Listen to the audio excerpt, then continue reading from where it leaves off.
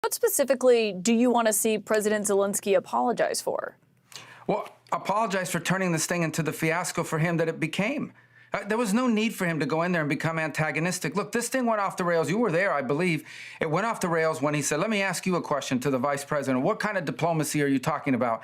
Well, this is a serious thing. I mean, thousands of people have been killed, thousands. And he talks about all these horrible things that have happened to prisoners of war and children, all true, all bad. This is what we're dealing with here. It needs to come to an end. We are trying to bring it to an end. The way you bring it to an end is you get Russia to the table to talk. And he understands that attacking Putin, no matter how anyone may feel about him personally, forcing the president into a position where you're trying to goad him into attacking Putin, calling him names, maximalist demands about Russia having to pay for the reconstruction, all the sorts of things that you talk about in a negotiation. Well, when you start talking about that aggressively, and the president's a deal maker, he's made deals his entire life, you're not going to get people to the table. And so you start to perceive that maybe Zelensky doesn't want a peace deal. He says he does, but maybe he doesn't.